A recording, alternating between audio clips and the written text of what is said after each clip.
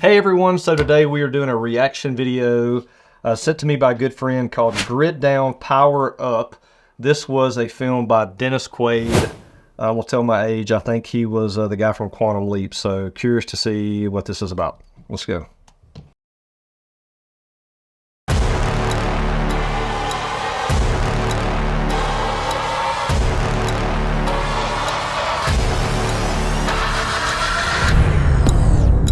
The electricity grid goes down. You're back in the 1880s, pre-electricity.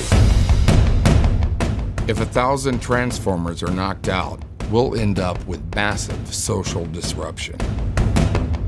Top former energy official claims an attack on an American power grid was terrorism. Virtually every study you'll see has an anarchistic component that leads to rioting. It is almost inevitable.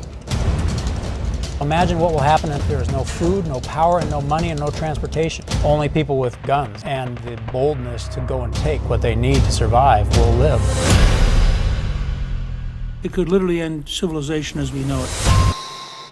So this is actually completely terrifying. So I grew up in the deep south, so we always had a lot of hurricanes and stuff, and it's showing you the people standing in lines and no foods, which is really scary. But actually, even in America, a lot of people actually live through this every year with, tornadoes and hurricanes. Even here in the Ozarks back in 2007, I wasn't living here at the time, but there was a huge ice storm and people literally lost power for weeks on end, which means, rural people didn't have wells, so which means they didn't have water, and I think even the National Guard came in, so it's pretty scary.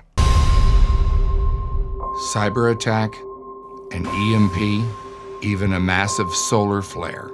They're all capable of exposing our power grid as America's Achilles heel. Of particular concern to me are people who believe it's God's will to destroy us. Our electric power grids are as vulnerable to cyber attack as the thousands upon thousands of businesses, companies, government agencies that have already been hacked over the last few months. It's not a question of if, it's just a question of when. We spend $800 billion on our military. And we're not willing to spend 50 to 100 billion to protect our society? So obviously, like when I hear that about our aging power grid, it really, I'm not one to really have to trust the government too much. I like to take things in my own hands. We get a lot of calls every year, and we're not the only ones talking about this. There's so many people that want to be energy independent, or worst case scenario, if the lights go off, just make sure you can stay warm. I would say that's probably the biggest reasons for our success. Is the line of stoves that we sell are so easy to operate. We have so many people call every year. There's a ton of people moving to the Ozarks. And with that, a lot of them are more simple lifestyle. A lot of people are homesteading. A lot of people are buying second homes.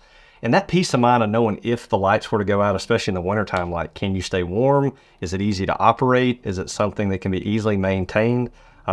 We get a lot of calls for that. Any digital computer that is operating in the range of the EMP.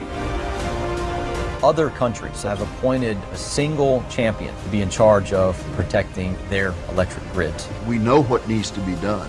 It's just a matter of a will to do it.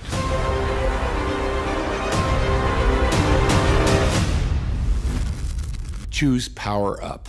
So I guess that was a couple of years ago that came out. Yeah, so there's a lot of things in there that a lot of people are talking about, especially today.